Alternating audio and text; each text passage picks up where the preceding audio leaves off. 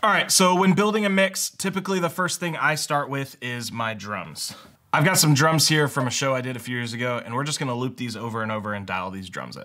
First thing I'm gonna do is I'm gonna pull up my drum DCA and my band DCA, because all my drums are going to my drums DCA, and all of my band inputs are going to my band DCA. So they won't come out of the speakers unless I have those up. And then I'm gonna pull up my kick drum. Let's dial our kick drum first.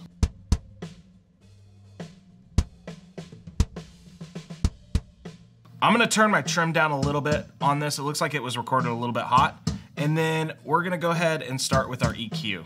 I'm gonna put a high pass filter in.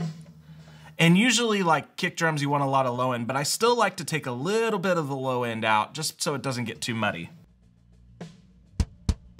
Now this kick drum to me sounds a little bit boxy, so let's grab some of that boxiness and try to take it out. Usually that's around the low mid area.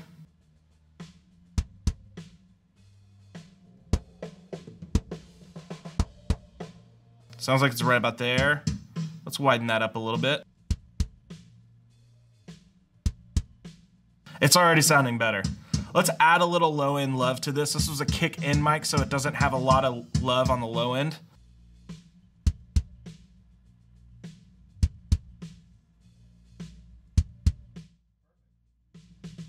I'm also gonna add a little bit of air in the top end, just because that's really what I like to hear in a kick drum, is a lot of that beefy low end, but also a lot of that slap. So typically that's around about 4K-ish.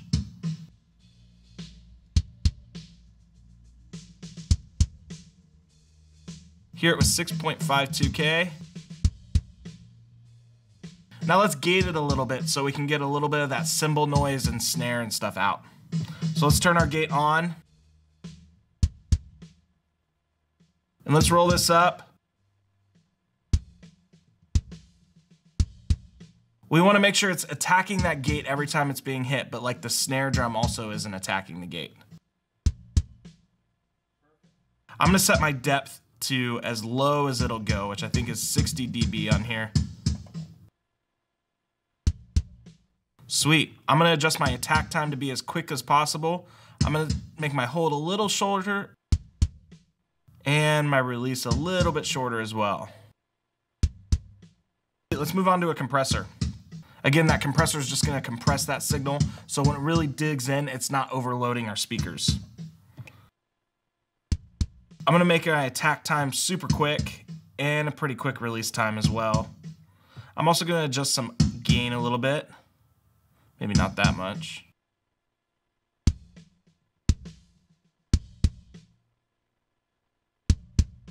Sweet, I'm super happy with the way that kick sounds. I think now it's time to move on to our snare drum. I'm gonna go with the snare top first. All right, let's put our high pass filter in.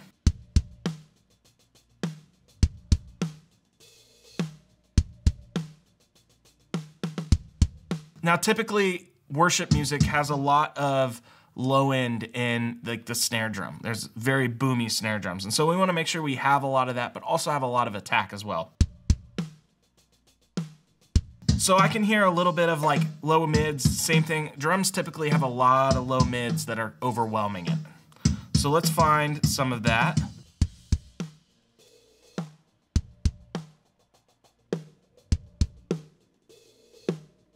Sounds like it's right about there.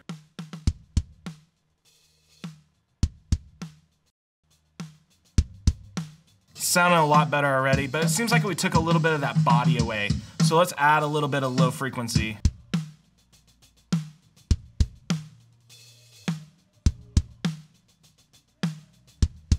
Sounding pretty good. Now let's go up to our high mid and let's maybe add a high shelf to get a little bit of those snare wires.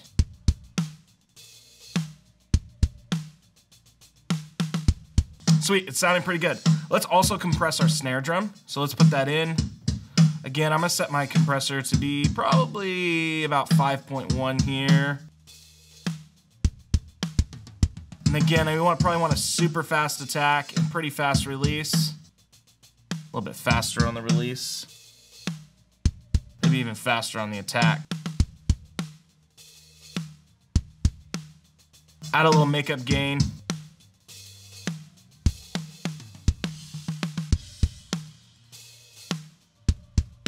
Now let's add our snare bottom in.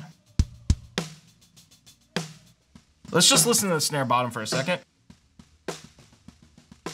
So definitely needs a lot of love in the EQ. So let's roll our high pass filter. And then let's take out some of that body that we did in our other snare drum. Let's see where that is. Sounds like it's right about there.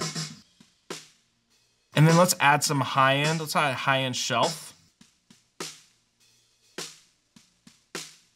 And then let's also gate this.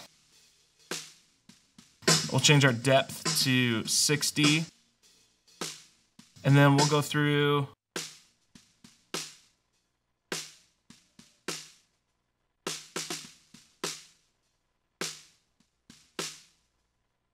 Kind of keep twisting that threshold. We'll change our attack time to be pretty quick. And we want a little bit of a slower release. We'll actually turn our hold. Let's hear it in context.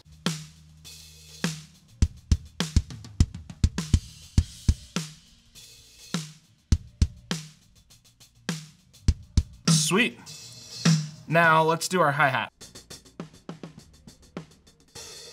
So it sounds like it's got a lot of low end in it. Let's go ahead and turn our high pass filter on. And I'm gonna be pretty aggressive with this. Might even take it up to like right around 500. Let's add a little high end as well here.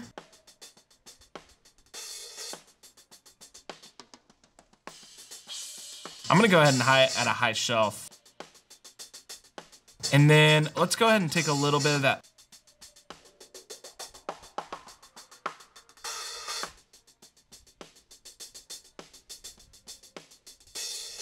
Hear it in context.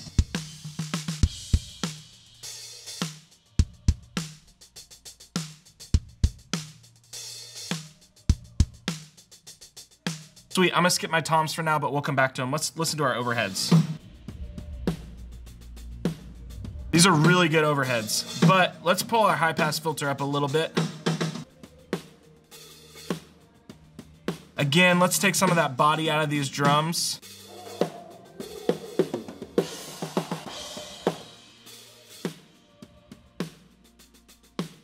Now for overheads, I'm not really looking to get just the cymbals. I'm looking to get an overall image of the entire drum set. Now, I don't want a ton of low end in there because these microphones don't really pick up a ton of good low end. But what I do want is a good stereo image of the whole drum set.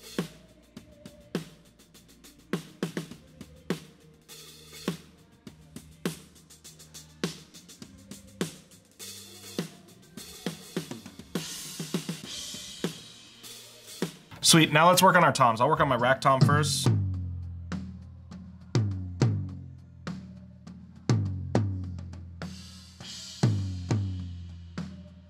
Okay, it sounds okay.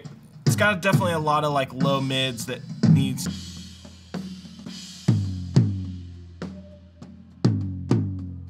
Definitely something in there.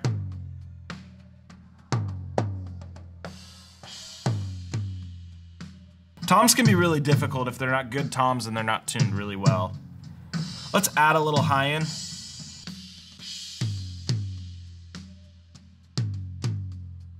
Cool, and then let's add a little low end as well.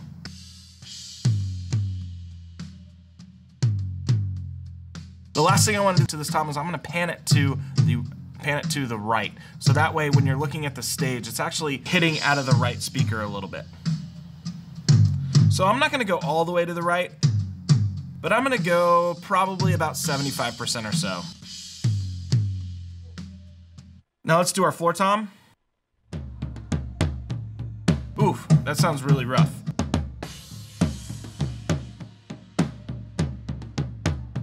All right, so we set our high pass filter. Let's see if we can get some of that boxiness out of the low end.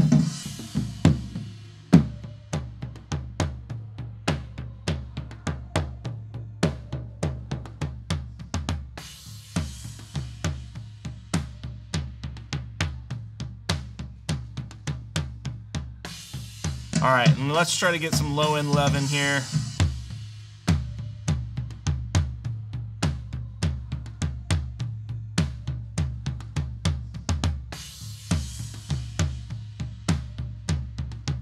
Sweet, so my toms are EQ'd. I'm gonna go ahead and gate these toms so you're not hearing all these cymbals and stuff. So let's go back to our high tom. Let's set our depth and our attack, and we'll leave our hold and our release there for now. But let's go ahead and pull our gate up. Let's turn it on.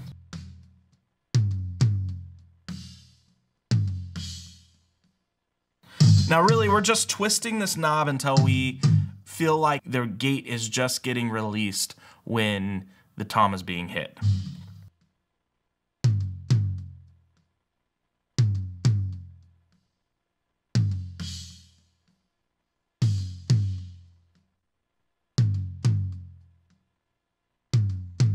Cool, I'm super happy with that. Let's also go to our compressor and we'll compress these toms a little bit. I like to start with a 4-to-1 ratio with a pretty fast attack and a pretty fast release on toms.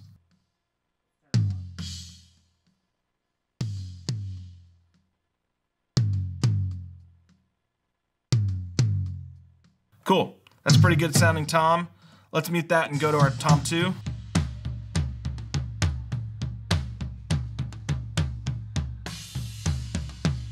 Cool, let's do our gate first. Again, let's set our depth all the way. Let's set our attack, and let's leave our hold and release for now.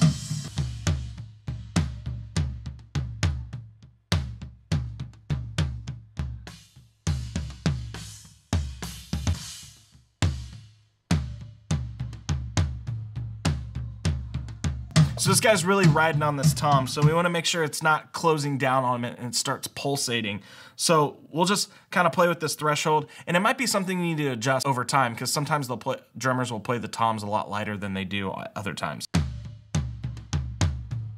That sounds like a pretty decent start to me. Let's go to our compressor, and let's again set our attack pretty quick and our release pretty quick. We'll start with a 4-to-1 ratio. And we'll start cranking our threshold.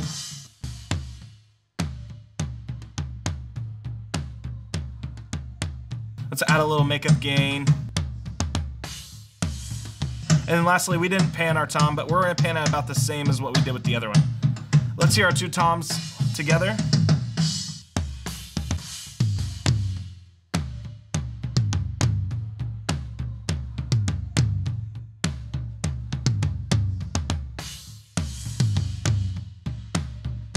Sweet, that sounds pretty good to me. I'm gonna go ahead and unmute all of the drums, and then we're gonna hear them in context all together.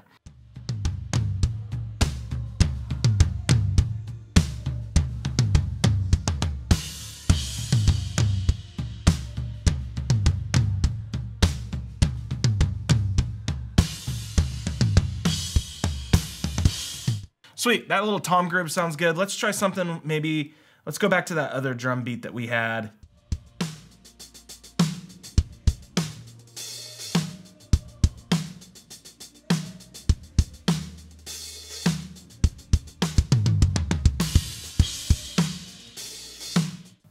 Cool, the drums are sounding really good. Let's add a little reverb to this as well. I'm gonna do that by coming up here to my effects one. I know my effects one is my drum reverb, so I'm gonna grab that and I'm gonna just put my snare top in there and my 2 toms, but I'm not gonna put my 2 toms as much as my snare top because I'm gonna want a lot more reverb on my snare top than I do my toms. I can go back and adjust this later on. So if I go to my effects page, I can see all of my parameters, and if I hit this library button, I can actually hit reverb, find all of these preset libraries that have been made. I really like a plate on my snare drums. A plate reverb sounds really good on snare. So I'm gonna grab this plate snare preset and I'm gonna recall it, and let's hear that.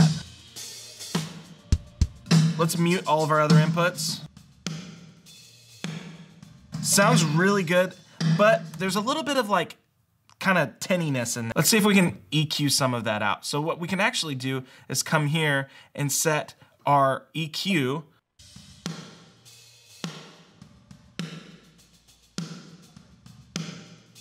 I'm gonna grab a high pass and a low pass filter.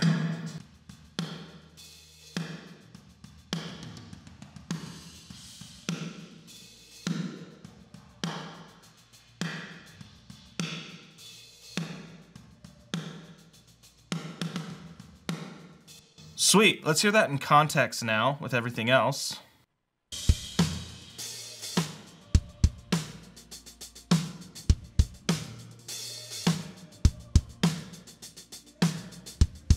See how that reverb just adds a little bit of depth to that snare drum? It's not making it super huge. In fact, we can actually make our decay time probably a little bit longer on it. And we can actually turn our high frequency decay up just a hair.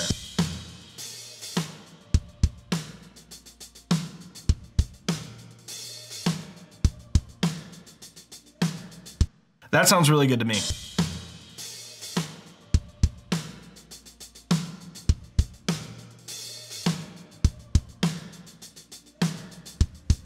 Those are some good sounding drums. Let's move on to bass.